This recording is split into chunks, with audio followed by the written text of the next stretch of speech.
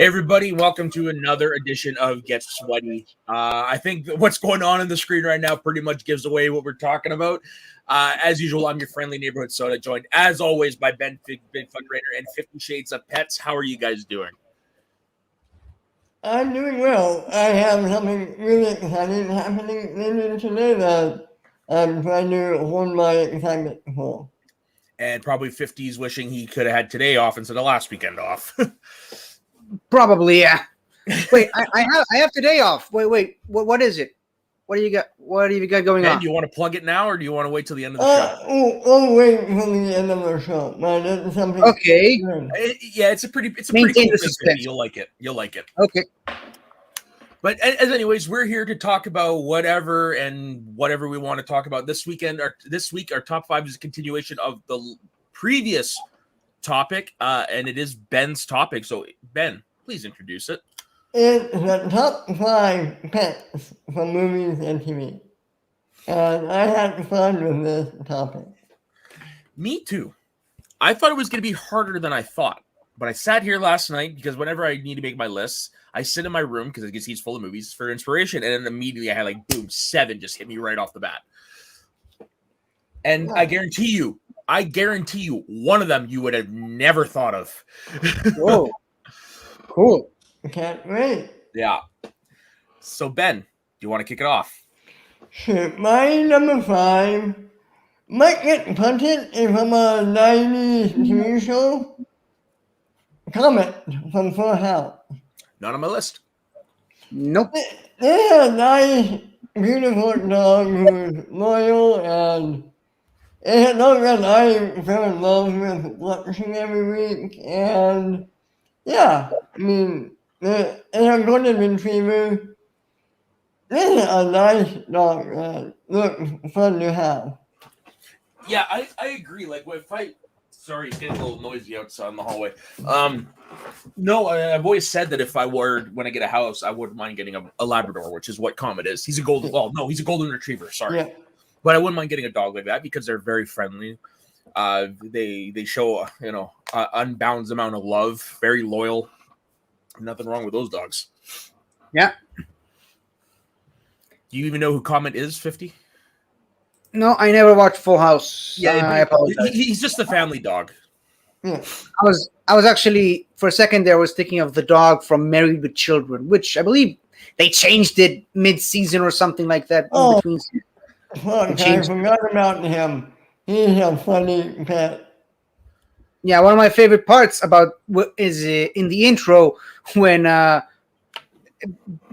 it's not Ted Bundy, right? Al. No, Ted Bundy's a serial killer. Yeah, that's for some reason that's the first thing that came to my head. I'm sorry, but yeah, Al Bundy is just giving away money to his wife, his children, and then the dog shows up and he's like, "Here, take some money." Kind of very Jetsons-like, actually. Yeah. Trivia question for you: who sings the theme song for Married with Children? No.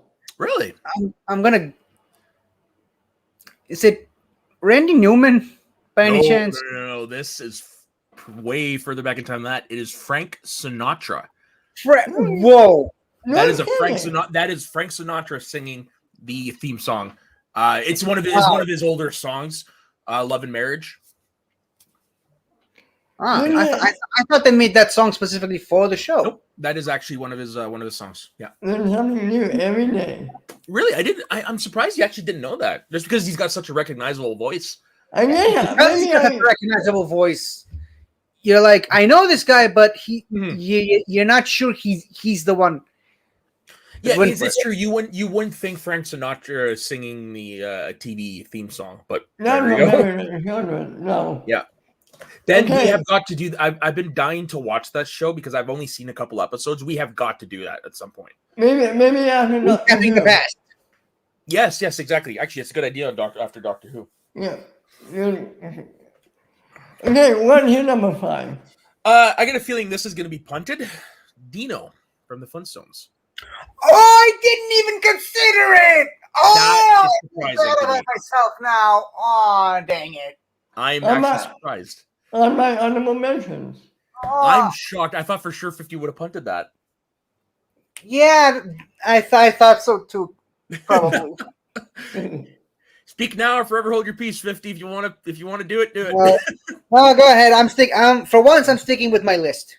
So what I did is I went after a certain type of animal, not just a regular pet, but basically anybody that adds to the story, be it humor, physical comedy, whatever. And Dino definitely fits that bill.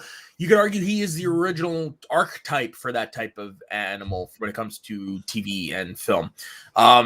Basically, he is a dinosaur that is the pet to the Flintstones. He's always causing Fred grief. Always good for a few laughs. Quintessential pet, like similar to Comet, where it's with the exception of his antics, he's very loyal, very loving, very protective. He definitely loves Pebbles, which is a really cool thing to see in a pet. But there's what can you say about Dino? Like he is the archetype for pretty much how I built my list. And if that's the way you start off the list, it only gets better from here on out. It does. And you know what? I like how they handled Dino in the 94 movie. Agreed. And that movie's doesn't get as much love as it does, probably because it's a little dark. It can great. John Goodman is the quintessential live action Fred Flintstone to me. That is the only time I've ever won a contest, which has to do with that movie. It happened to win twice. I won a t-shirt from McDonald's, which I put in the Washington pink.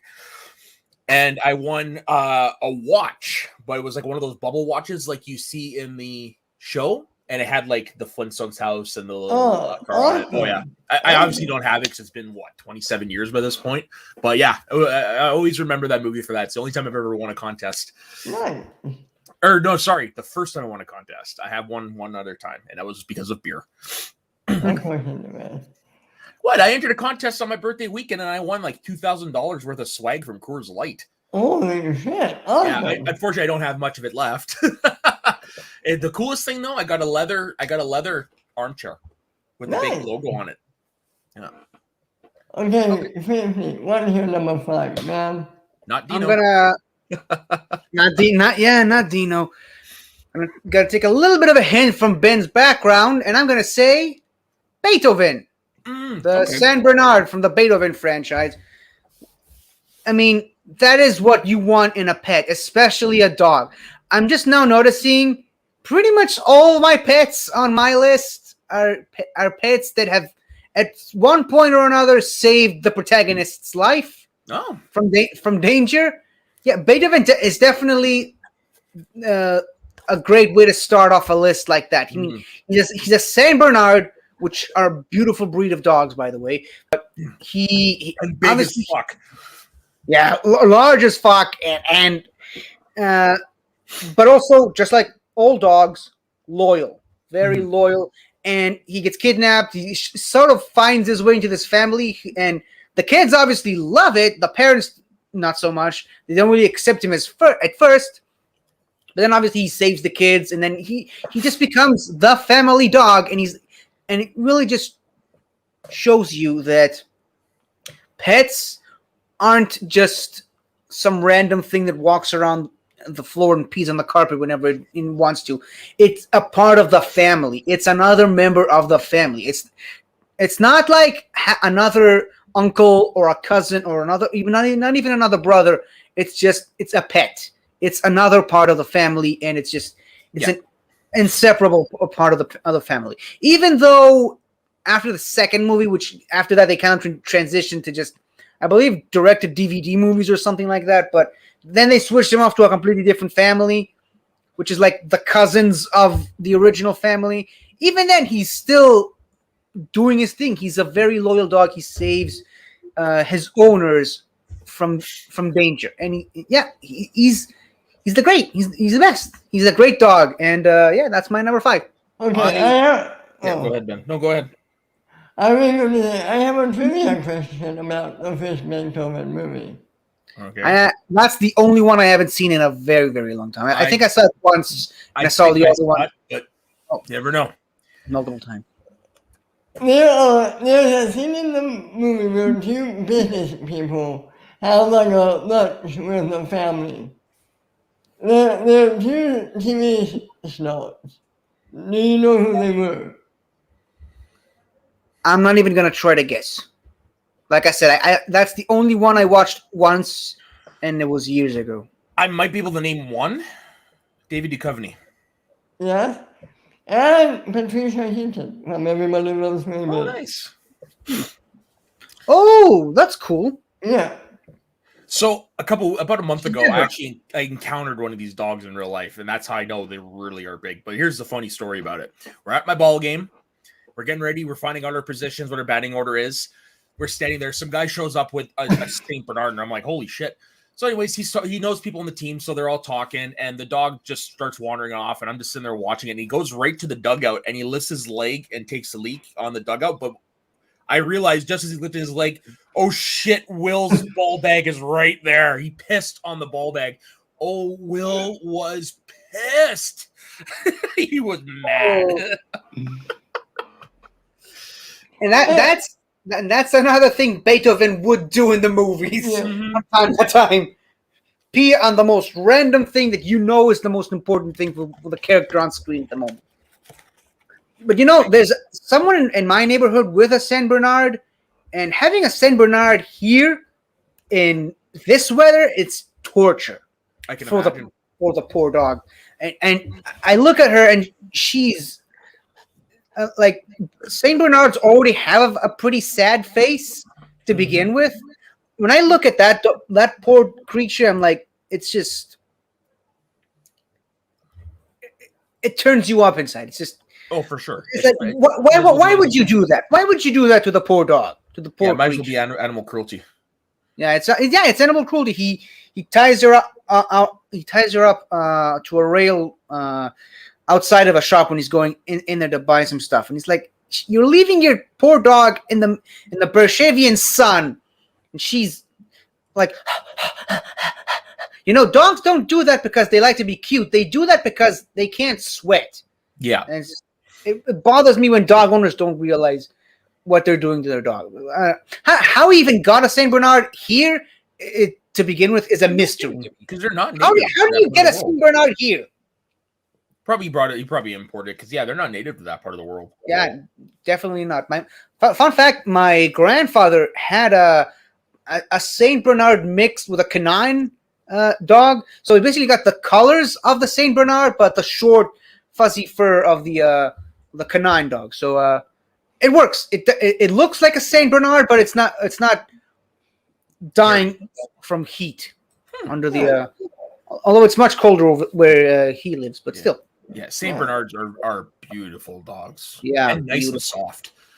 Yeah. Okay, Ben, your neuro cat.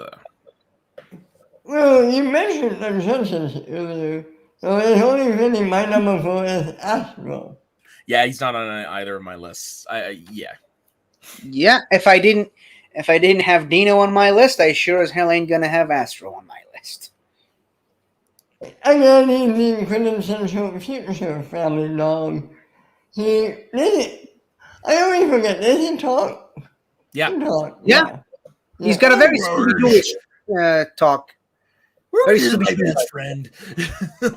I love that dog, and you can tell he loves George. Mm-hmm. It's a lot like the Dino and Fred relationship, only in the Dino future. can talk.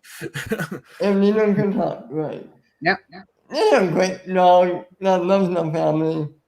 That's why he's my number 4. I don't have the same affinity for him as I do with Dino, just because I haven't watched as much of the Jetsons as I have the Flintstones. Also, I don't think Astro is quite as memorable as Dino is. To be real, he is in his own right, but to a degree, you are also right. 50, everyone thinks of Dino more than he's much more iconic. Then again, Dino came first, so yeah, exactly. He's got that going for him. Yeah. Okay, Matt, you're the number. And he's a dinosaur. True. So I had to add on to the Dino part, and Dino's a dinosaur too. I'd be surprised if this is on your list. It's Dante from Coco. Ooh, that's a good one. I didn't even consider that. I love animals like this, especially in cartoons. The outcast, the oddball, you could tell there's something a little goofy about them, but they're always there to save the day in the end. And while Dante is not technically a dog, that is the form he takes. I can't remember what you call the actual form.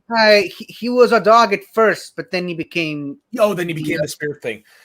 Yeah, he's just a lovable psychic, and when he's sitting there with his like you just can't help but love him. With the incredibly long tongue that sometimes gets wrapped around his face for some reason. When I was doing my list and I wrote that down, I almost went and put on Coco to watch it, because it's a movie that I really liked when I watched it, but it's just grown on me a lot more since.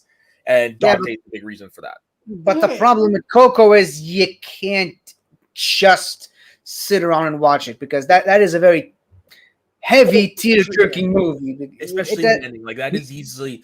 A lot of people say. I honestly, I put that ending with "Remember Me" up there with the opening to Up. Ooh, I'll agree to that. Yeah, but yeah, like I said, Coco, it's a movie. Go ahead. Yeah, I was gonna say, because in the movie, Miguel brings Coco back with that song. Yeah, that's why it's so impactful. He brings her back from, because I'm assuming it's dementia that they're playing with her, and he brings her back from that state, which is, they don't necessarily say it outright, but yeah, pretty much. It's like when in Captain America: The Winter Soldier, they don't say it, but they gave Peggy Alzheimer's. Really? That's why she could. That's why she's having the conversation with Steve. She's having the conversation with Steve, and then boom, out of nowhere, she's like, "Steve, you've been gone a long time." It's Alzheimer's. Wow. I thought it was obvious, though.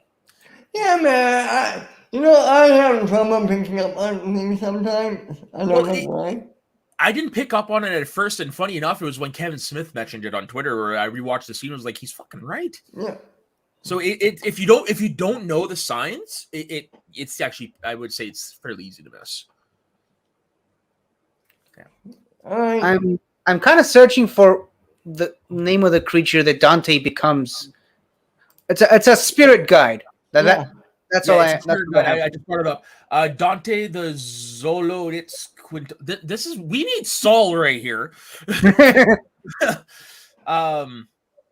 Yeah, Dante the Zoloitzquint. Zoloitzquintly, sure, Quintly, or Zolo Dog for short.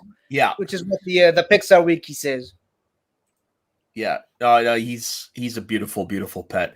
Yeah, I don't know why, because my grandparents' pets weren't like this, but it reminded me of two dogs she had when I was growing up. I don't know why. Or because of the mischievousness, because I've got stories. And actually, I told the one last week about the dog with the pizza. Yeah, yeah. That's one of the dogs that pops into mind every time I think of Dante. Right. It reminds me of Sandy sometimes. Me and my mom kind of have a rule. If we see a small dog, walking around the street, it's a Sandy. If we see one of the large, big dogs walking around the street, that's a toy. Yeah, I understand. Every time I see a wine mariner, I'm like, "Oh, that's Kalana," which was my grandma's dog. Beautiful. I'll have to send you a picture of her. Beautiful dog. Beautiful that's just the impact that pets have on you. Like I said, it's like a member of the family. Exactly. You can't help but see them in other dogs whenever you see them. For me, Boomer and Kalana, some of my first memories are with those dogs, and they were around. Kalana died when I was 10. I think Boomer died when I was 13. Oh, I'm sorry. Oh, yeah. Okay. I'll tell you off air how Kalana died. That's the heartbreaking part. Oh, God. But okay. So 50. What is your number 4? Give me a second. I like it. Props. Yep. Yeah, I liked it better when that prop was right next to me. But... Hedwig. Oh, very nice. Yes. Yeah, like I said, a lot of the pets on my list are just the pets that are often used to save their owners or the protagonist. And we just saw, me and my mom, we just finished a rewatch of all the Harry Potter movies. That's how Hedwig dies in the movie, at least. She goes up like a boss. Yeah, she goes up like the boss that she always has been. Mm-hmm. And the books and the movies really double down on just how smart Hedwig is. They always tell Harry, that's a very smart, intelligent bird you got there, and obviously, bird brain is a thing people associate with people with lower intelligence, but actually, owls are considered among the smartest birds living in our world today. There's a reason why Owl and Winnie the Pooh was the smart one. Is he really the smart one, though? Nah, he likes to think he is. Yeah, that's what I always say when people bring that up. But yeah, owls, Winnie the Pooh notwithstanding, owls are often associated with wisdom, and they're considered among the smartest animals in the forest. So yeah, and obviously Hedwig, a snowy owl, beautiful looking creature, and you can tell how much Harry loves her right from the first moment when he sees her. And I can tell you right now, I have to rewatch those movies again at least one more time for studying for my personal trivia matches. But yeah, I'm really not looking forward to seeing Hedwig, because every time when I did my last couple of rewatches, every time Hedwig shows up on screen, especially with the added context of my dog dying, it's just my eyes just get teary-eyed, and I just can't. You both have read the books and watched all the movies, right? Yeah, and I'm actually going in for a second round with the books pretty soon. I was gonna ask, which hit you more, Hedwig's death in the movie or Hedwig's death in the book? I'm gonna be honest with you. I'm gonna bring this up again, even though I hate doing it. I had this friend in high school that spoiled Hedwig's death for me, so neither of them hit me as hard as they probably would have. That guy just spoiled everything about Harry Potter for me, and somehow we're still friends. I don't know, but I'd have castrated him. That was a little dark. For me it was the books that hit me more. So what about you, Ben? Which version of his death that hit you harder? Probably the movie, because I'm sorry, but if I see it, it always hits me more than reading it. But that's me. No, it's understandable. That's understandable for sure. Oh, also the movies, it's very realistic. I'll say that, because it happens just so brief. Yeah. It just happens, and you don't even have time to process what just happened, because the plot just moves on. I don't think the movie hit me as much because I read the book first, so I knew it was coming. I will say this, and this has nothing to do with Hedwig, but I'm just going to say it. When Sirius died, it hit me more in the movie than the book. Oh yeah. No, for me, that one was definitely the book.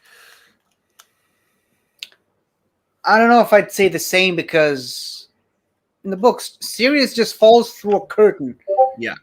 And he doesn't come back, and you realize later that he's not coming back because that was a passageway to the afterlife. And in the movies, that's one of the things about that, and you rarely hear me say positive things about that particular movie in the franchise, but that's the one part of the movie that the movie did better than the books. Not only just Harry fighting with Sirius, but also when Sirius's last words were, and Harry cast a spell on Lucius Malfoy, knocking him back, and Sirius's last words were, "Nice one, James," which is a callback to the I won't say pensive. No, that's the books. That's the when he sees Snape's flashback, and then she Avada Kedavras him, and that's how you know definitively that he died, as opposed to just trying to guess what's behind that curtain. I think why the book hit me more is because they built up to it better in the book, because they kept bringing they brought it up in the movie, but I think they brought it up more that Harry could have potentially lived with Sirius and had a family. So when it finally built to that where he died and all that was taken away, I just feel it hit more in the book. You're right, the death scene itself in the movie is better, but I just think the emotional impact, because of all that context we had, hits harder in the book. Yeah. I don't know, because maybe because I knew about it, because I read the book first, but I still got the same emotional impact when he died in the movie. I mean, that didn't change for me. Oh, no. Me too. I'm just saying. I think it was done. The build up was done better in the book. Okay. That makes sense. All right. That makes sense. Okay, so Ben, what is your number 3? I'm on the next one. Maybe they will get credit, maybe not. Brian from Family Guy. Didn't make my list. Ooh, I didn't. Again, just like Dino, I hadn't even considered it. I guess at that point, it's like he's, like I said earlier, pets are not just random. They are a part of family. Brian is so much a part of the family that it's hard for you to even look at him as a pet at this point. He's so much in that family. When they tried to kill him off, the internet broke because everyone was So that they brought him back. What? So much so that they brought him back almost immediately. Yeah, and then they go in and said that, that was the plan the whole time. I'm like, really? You know what? I like to think it was, but who knows? I don't know who I like Brian with more. Brian and Peter or Brian and Stewie? Oh, for me, it's Brian and Stewie.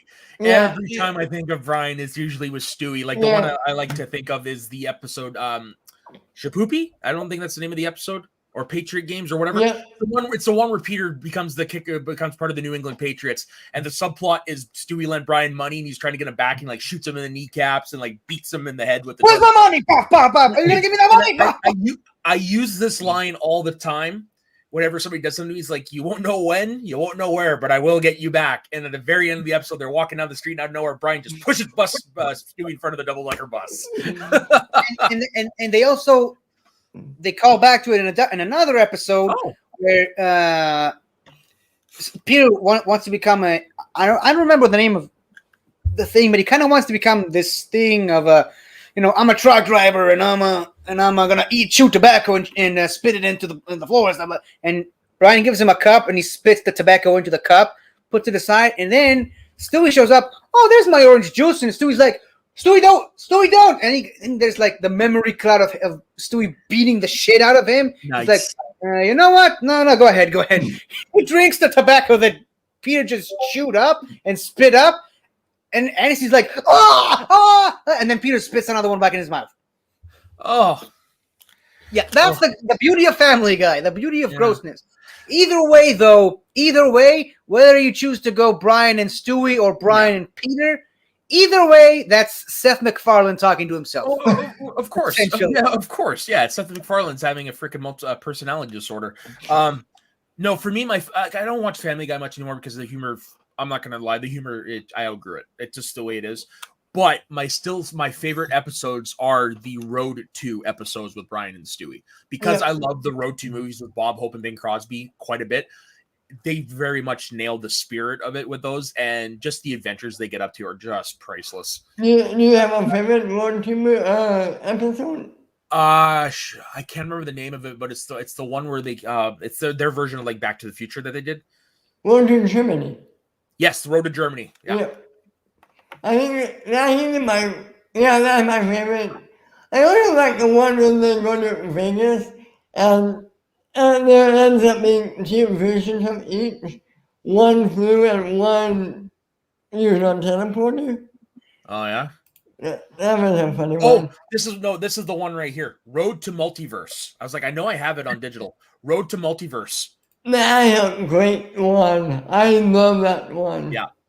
That's the one I was thinking of. I think one of my favorite episodes of just Brian and Stewie. First of all, there's the bottle episode where it's just them locked up in a safe in the bank, and that's the entire episode is just them in the safe talking to themselves. That's why it's a bottle episode. But another one of my favorites is when Stewie signs them both out to the army, and then it was started playing on its own. Okay, demonetized. But it just, first of all, the premise of a baby and a dog signed up for the U.S. military, that in and of itself is pretty crazy. But and then there's that whole part where they try to get out of the army and they tried shooting themselves and they tried pretending that they're gay. Remember that? Vaguely, but I really want to watch it now. Brian and and then right at the end they they end up being deserters and they steal some guy's car. And I'm not gonna try to redo that scene because it's Episode title: Saving Private Brian. Yeah. Private Brian. Very fitting, very fitting. And also, I really appreciate the fact I loved when they did the whole Star Wars episodes thing. Yes. And Brian was Chewbacca because of course he is. Yeah, I was like, screw it. I'll talk normally.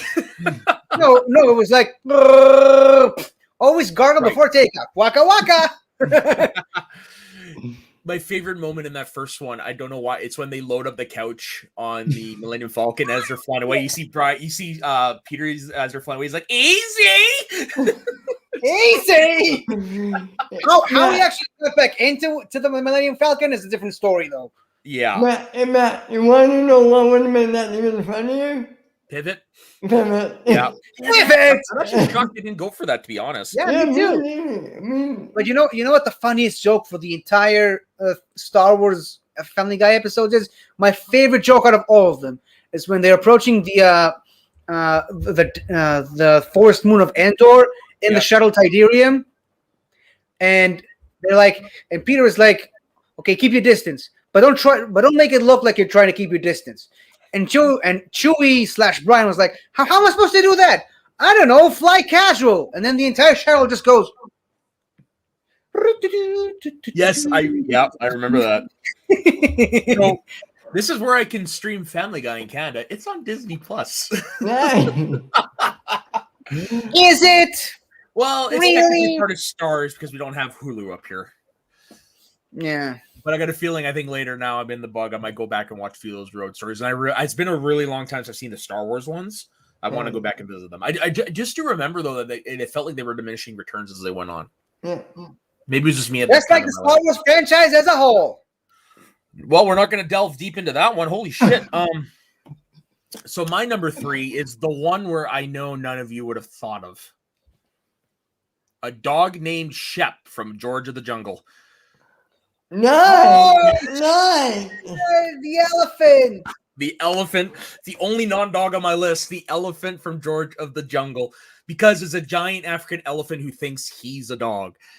Oh my Lord, he's just so lovable. Like, I mean, who wouldn't want a pet like that? Not only would he kill for you, but he'll easily like lick you. Yeah. Oh yeah, no, Shep is just amazing. I think they did a really good job with the animation of the character and that.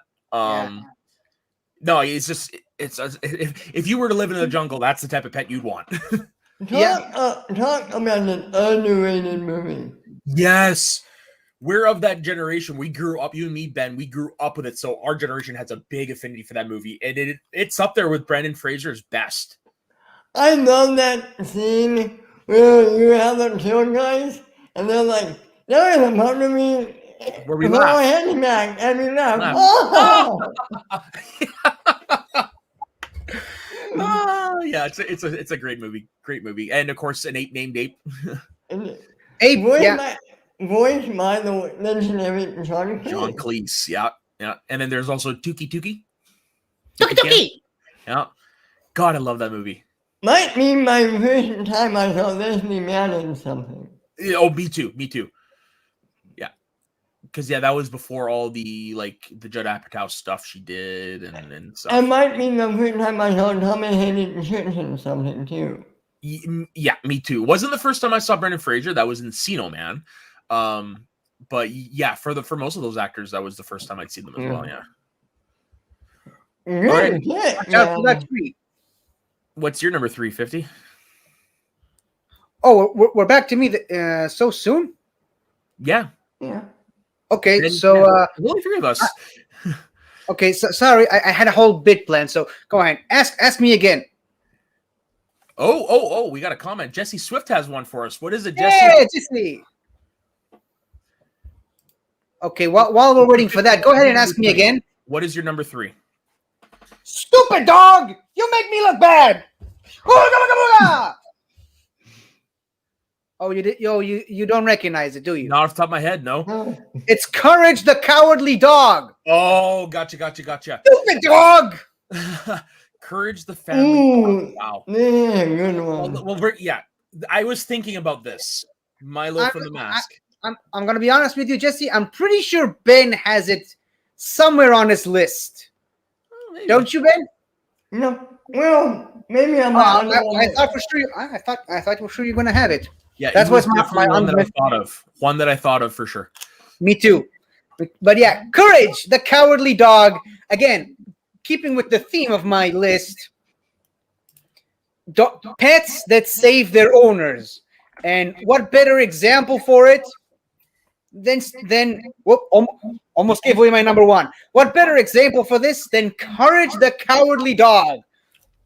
I'm sorry, I've never seen the show. That's a shame. Or maybe not. I don't know, because that show definitely would have scarred you for life, depending on which age you were when you watch it. But yeah, it's Again, saw Child's Play at 3. I don't think there was much that could have scarred me at that point. Okay, never mind then. But the horse, yes. Yeah, Maximus. That's good, actually. Yeah, can't believe I didn't think of that. But yeah, Courage the Cowardly Dog. It's definitely, it was my favorite show growing up from Really? Cartoon Network. Which, that's saying something. When I grew up in the era of, I call it the Cartoon Network golden age of Ed, and Eddie, and the Powerpuff Girls, and Johnny Bravo, and all of that. Just childhood classics. And then you have Courage the Cowardly Dog, which I believe at one point was the highest viewed show on Cartoon Network at that time. Which is crazy to think about, because that definitely ain't a show made for kids. I don't know what you think of. It's not what you think of when you think of that time period. Really? That's actually one of the first things that comes to my mind. Well, yeah. in my mind, probably because I haven't seen it. Like, I have heard of it, but I mean, like, I think of Johnny Bravo first. I think of the Powerpuff Girls first. I think of Dexter's Lab first. Well, I'll be honest with you guys. I might get hate for this. I don't care, but I really never been Cartoon Network guy. Like, I haven't seen any of these shows. Because of where I live, Cartoon Network wasn't here growing up, but I did have Johnny Bravo on other channels, so I knew that one and what have you. So that's why I didn't see this, because there's a lot of stuff on the Comedy Network that I missed. Well, I'm a Cartoon Network guy because that's how I learned English. No, nice. A lot of my favorite, actually all my favorite shows were on that network, and it was an American network, no subtitles. So I basically had to force myself to learn English by watching the shows. And eventually, over time, after watching the shows over and over and over again, a lot of the words they were saying kind of started to sound familiar to me. And they started making sense in my mind. I don't know how or when exactly the click just happened for me, but that's how I learned English, from watching Cartoon Network shows. So I just found something 50 that I think might make you happy. On September 4th, 2021, they are dropping a crossover film called Straight Out of Nowhere, Scooby-Doo Meets Courage, the Cowardly Dog. Oh, that is a legendary crossover waiting to happen. And it's going to happen come in 4 weeks. Nice. Oh, wow. You're right. That is going to make me very happy. The only part I'm not so happy about was, I believe the voice actor of Eustace passed away recently. Thea White, she passed away after doing her lines. No, I'm pretty sure that's Muriel. Muriel, how are you? But Eustace is the guy that goes like, "You stupid dog," and he's always scaring Courage all the time. Hey, maybe the whole crossover is going to be them. Maybe Eustace is the bad guy at the end, where they unmask him in Scooby-Doo like fashion. Who knows? But yeah, like I said, that shows you just how loyal a dog like that could be. Where no matter how badly Eustace treats him, he's always going to save him because Muriel is in love with him. So, and then that's a whole messed up marriage to begin with. But would you consider Puss in Boots and Donkey? Huh? I don't know about Puss in Boots. Donkey, I could make an argument for. Yeah, why not? I don't think so, because it's a world where fairy tale characters exist. So just because that they're animals doesn't make them pets. I mean, that's one of the major reasons why I never would have considered Timon and Pumbaa for a list like this, because they're like, I mean, first of all, they're like Simba's parents. They raised him since he was a cub. So yeah, no one really from the Lion King does make sense. Even if you go into the Lion Guard, there really ain't much to do with pets in the Lion King universe. Here's another one. Ace the Bat Dog. Yeah, I probably wouldn't crack my top 5, but wait for my honorable mentions, Jesse. Wait for my honorable mentions. But yeah, that's why I don't consider anyone from the Lion King universe, and that was my Lion King reference for the day. Thank you, Jesse. But yeah, so Courage, the Cowardly Dog. Yeah, I will definitely check that out because I do love me some Scooby Doo. Yeah. Just you're gonna check the crossover, okay? Yeah, the crossover. Yeah, there is just one measly scene from. I love it when it's your mom that's the one throwing shade. Come on, that's why you watch the show, right? For the Lion King reference.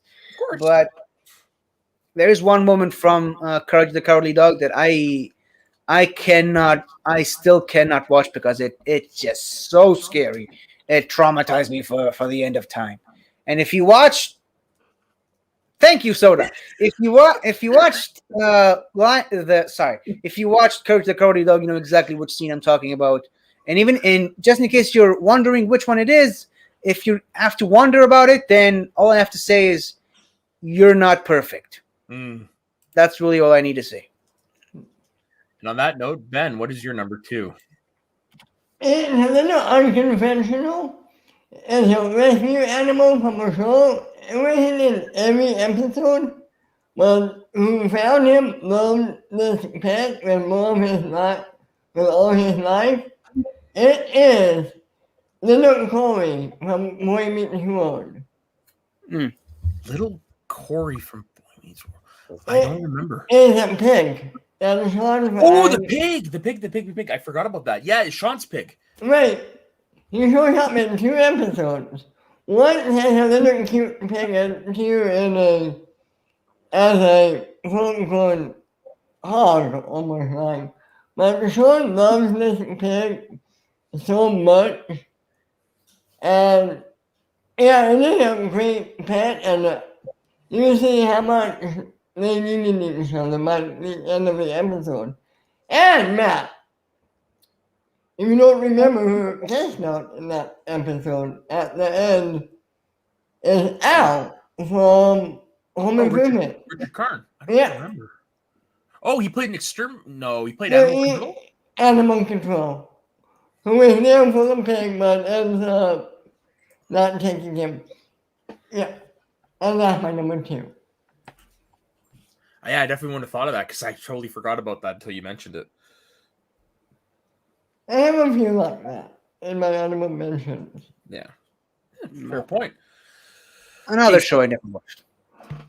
I think you would enjoy it.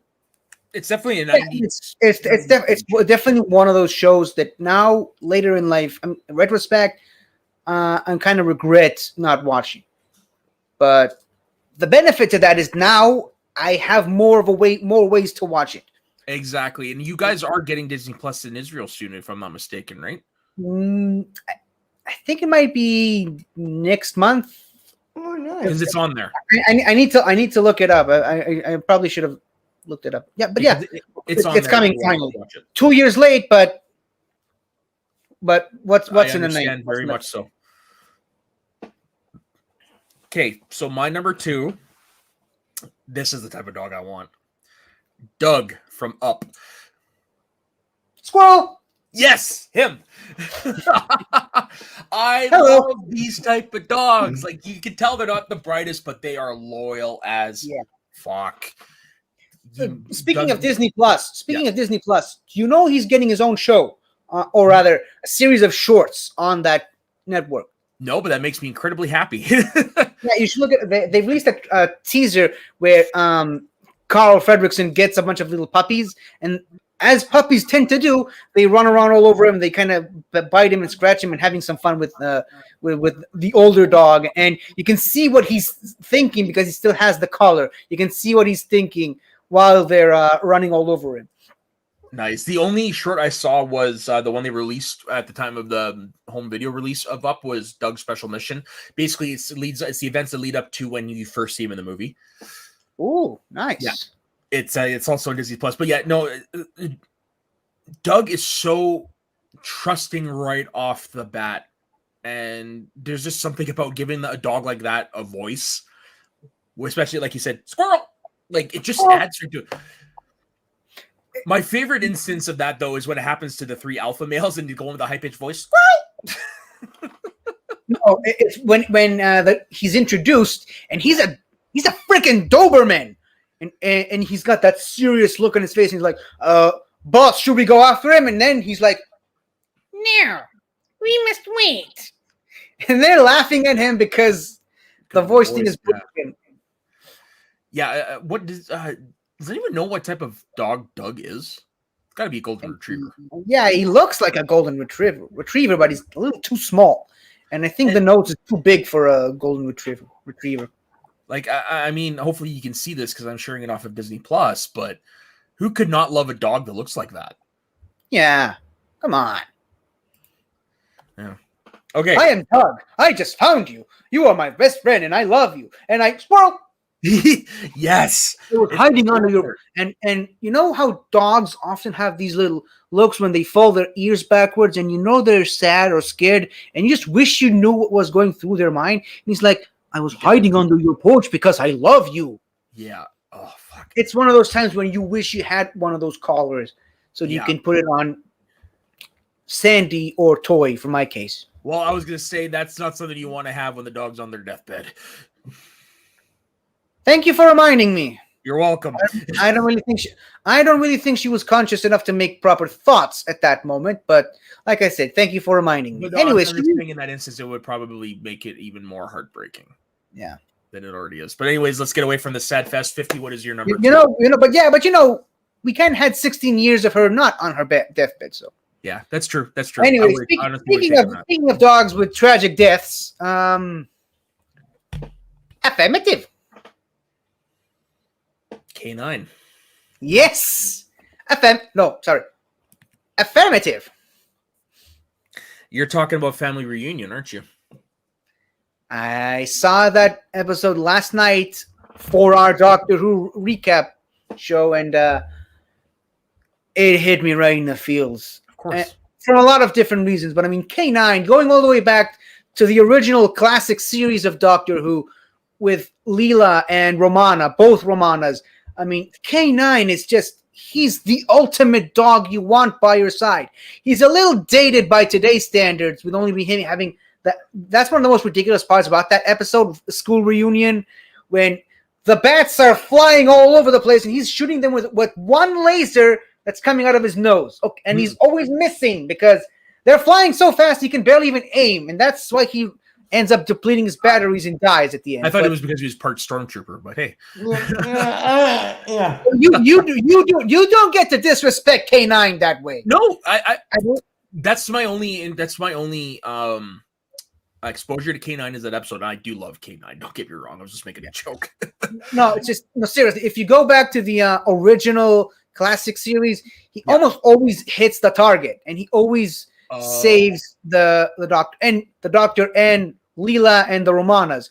And for the most part, they pretty much seem to spend most of the later seasons with him, always having to repair him because he keeps getting busted for one reason or another. There was one time when they kind of made it a part of the story where he completely got destroyed and they had to rebuild him, and he had a different voice for those episodes. And that was mostly because the voice actor couldn't record lines at that time. But obviously they brought him back for the follow-up seasons, and he's still, I believe, doing the voice of K9 today. But then again, not comment about him missing the target.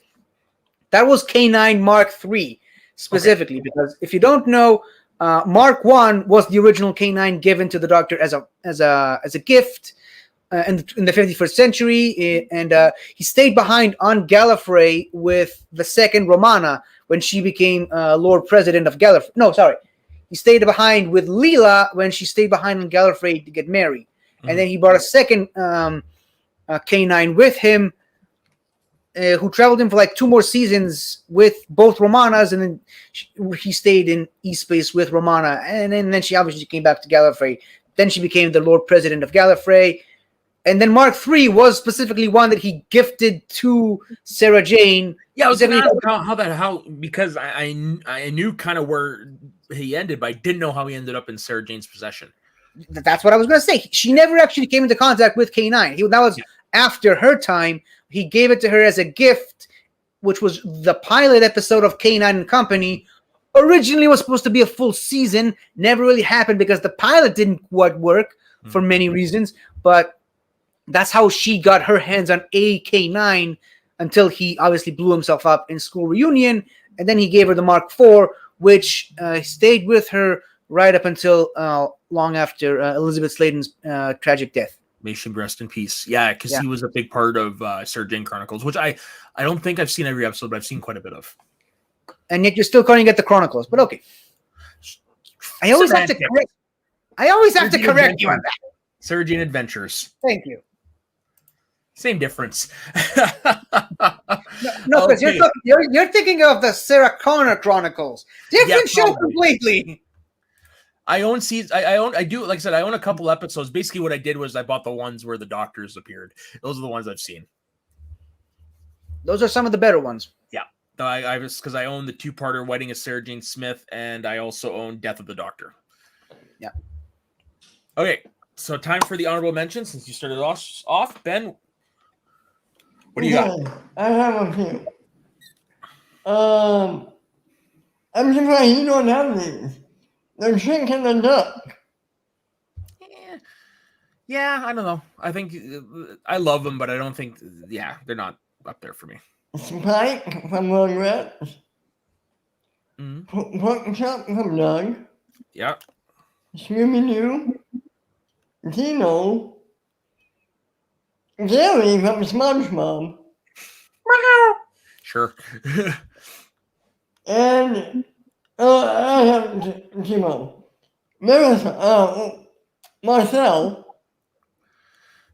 the monkey that David Schwimmer actually hated. And Ghost. Jon Snow's direwolf from Game of Thrones. I never even thought about him. Yeah. Okay, so I have 3. Pork Chop. Snowy from Tintin. Ooh. And this one is probably the saddest ending I've ever seen in a TV show. Seymour Asses from Futurama, Finn's dog.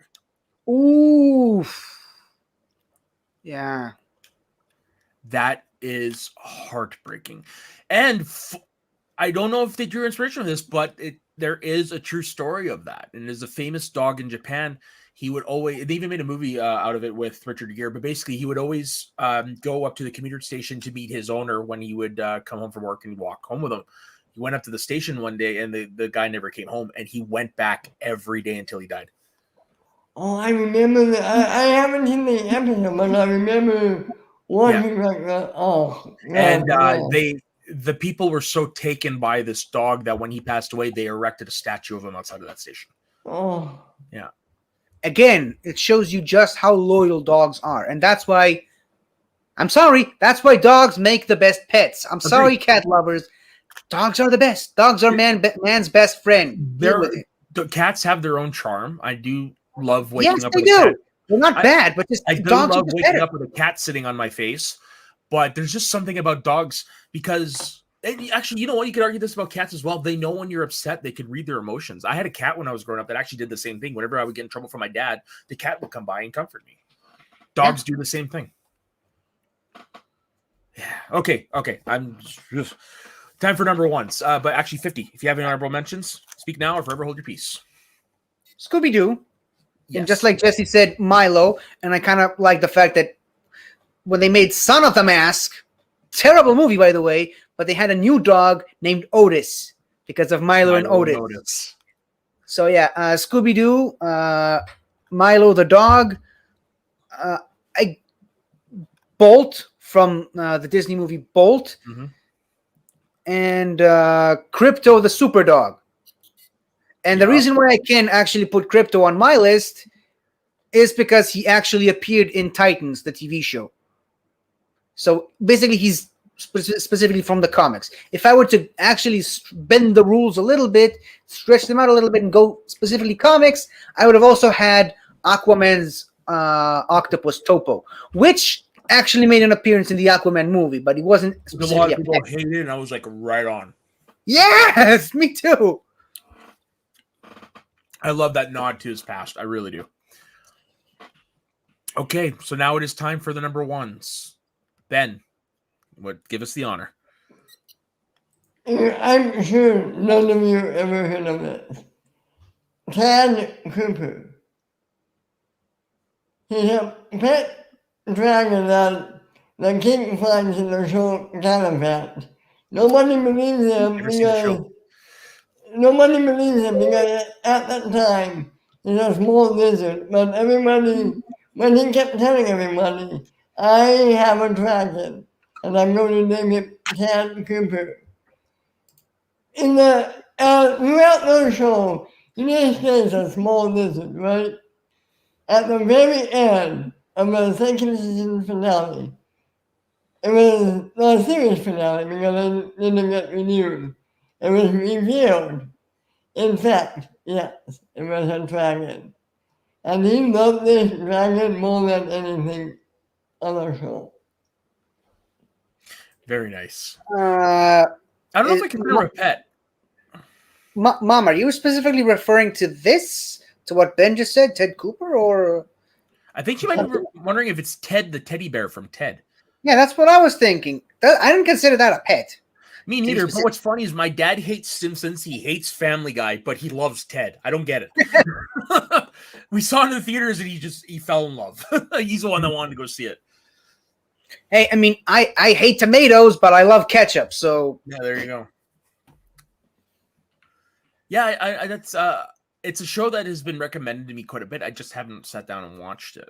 This is the musical one, right? Yeah. Yeah, no, I just haven't sat down and watched it. It's made for you, Matt. There's 2 seasons, and at most, it's 10 episodes a season.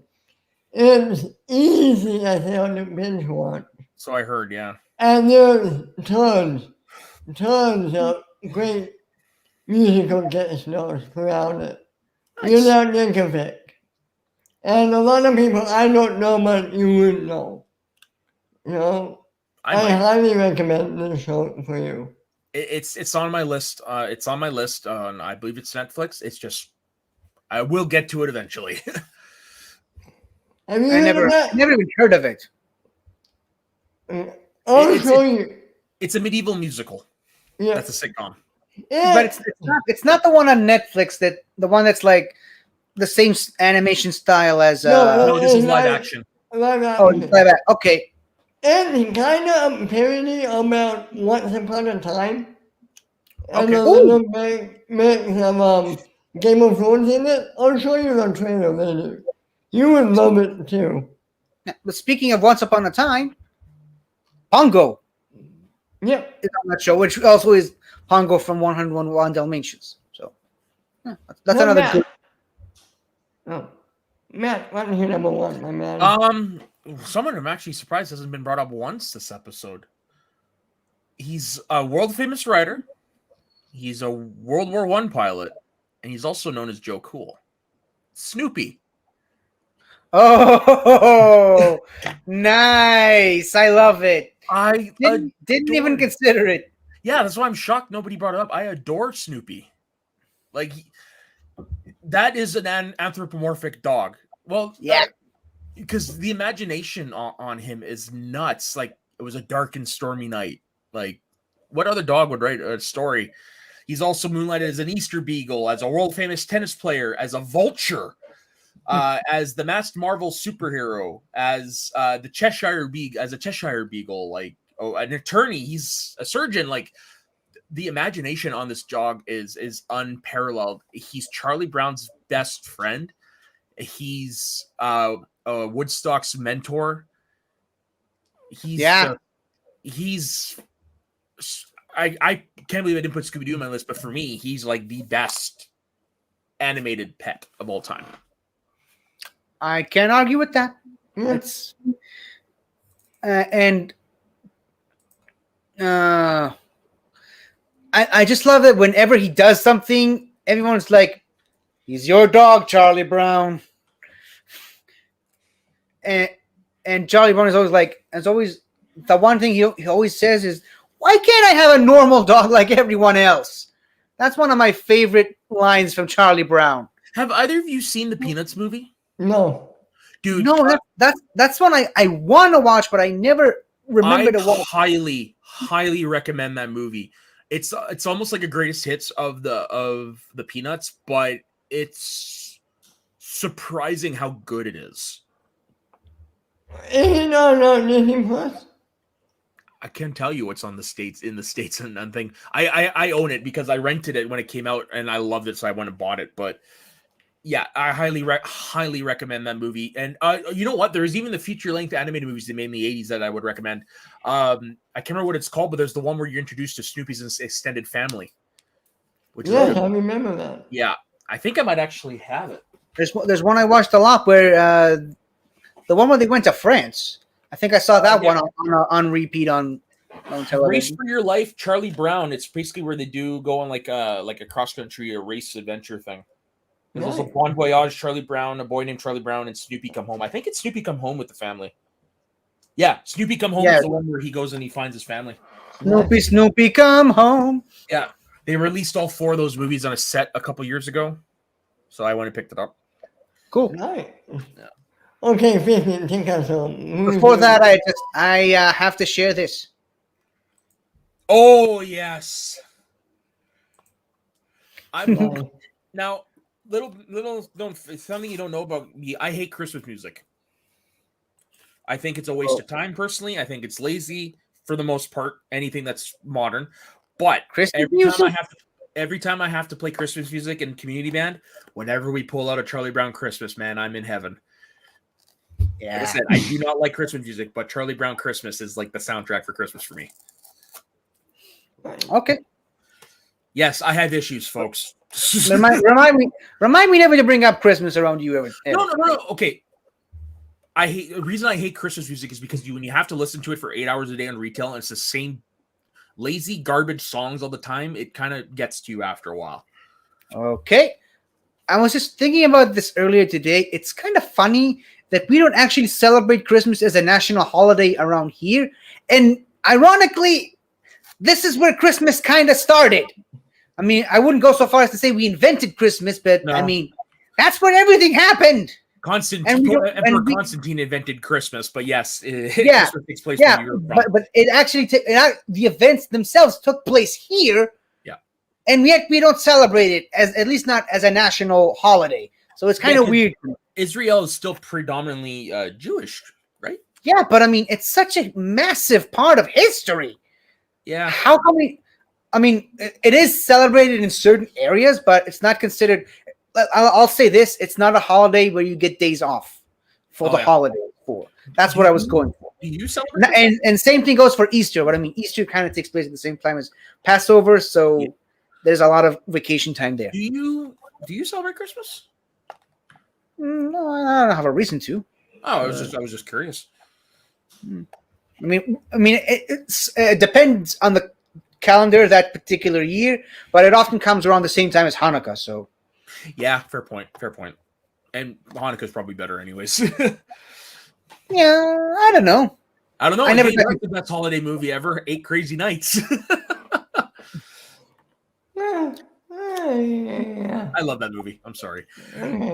Okay, so 50. You're number 1. Muta Nalaquista.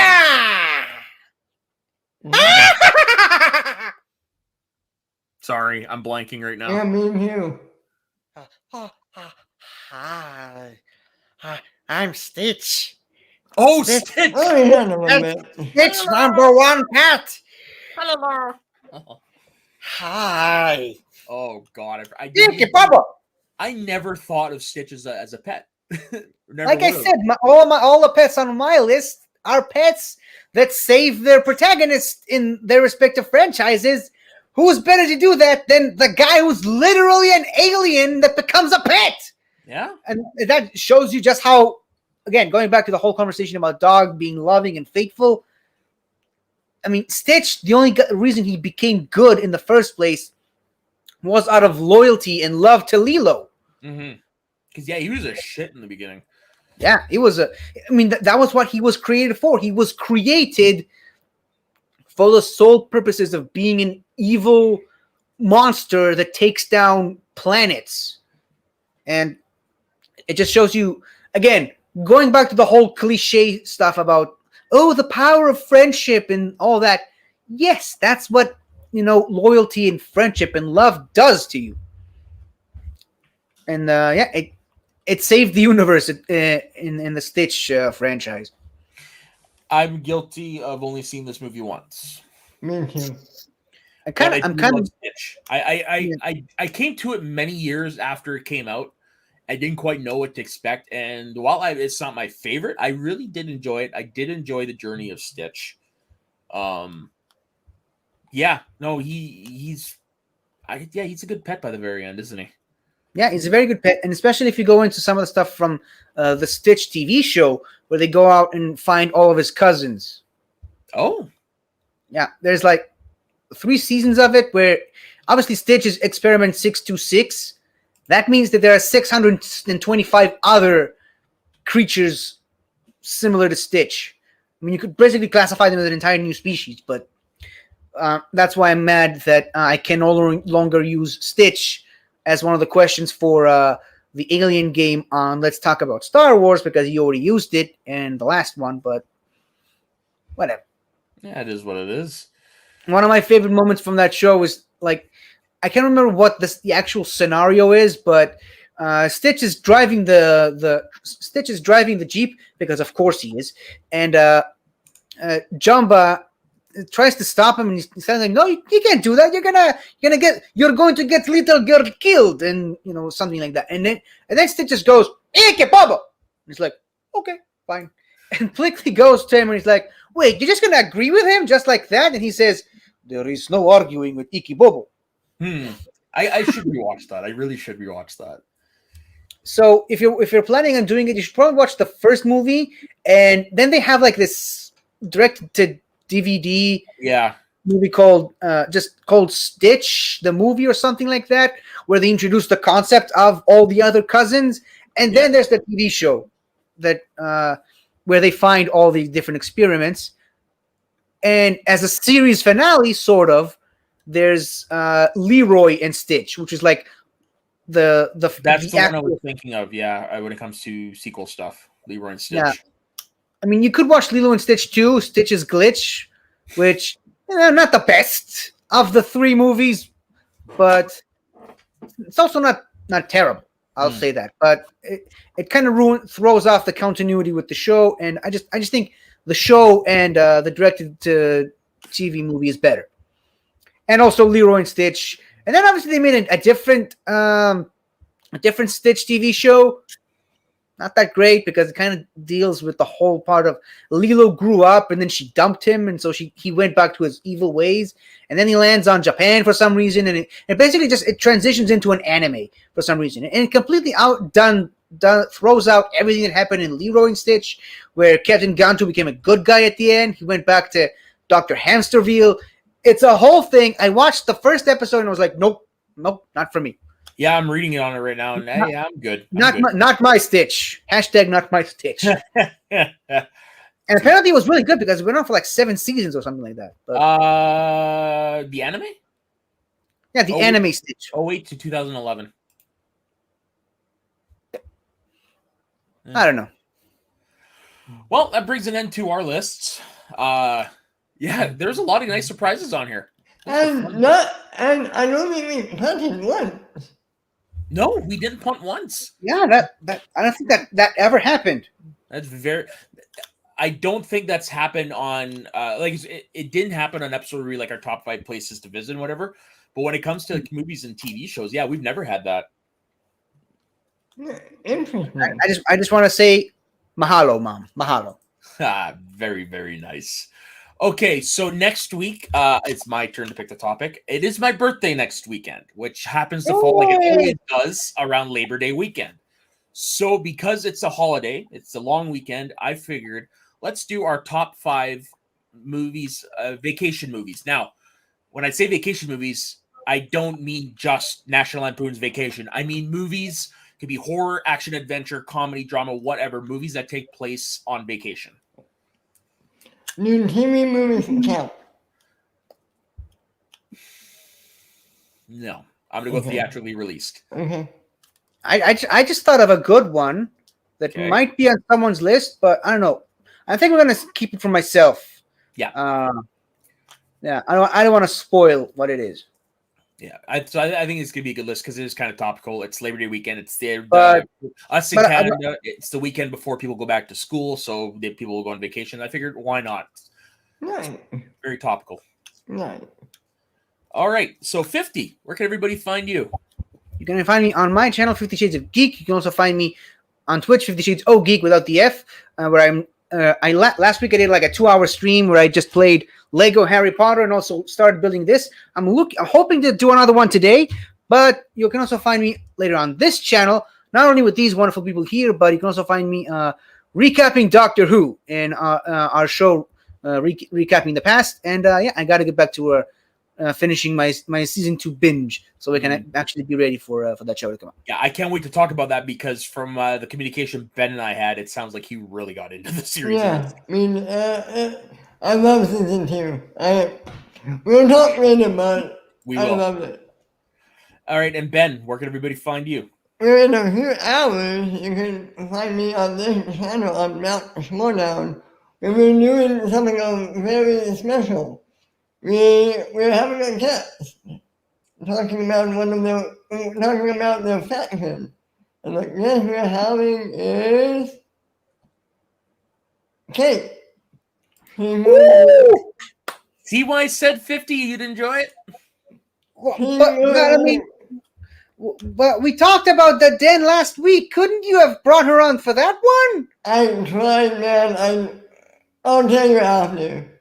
Oh, okay.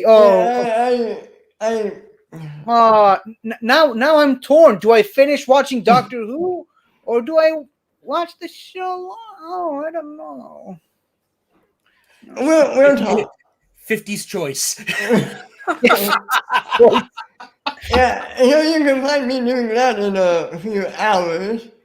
What else? You can find me on Recapping the Past. Anything else? And Shooting the Breeze with Matt here. And as for myself, you can find me at soda_the_saxman. You can find me on every goddamn show on this channel.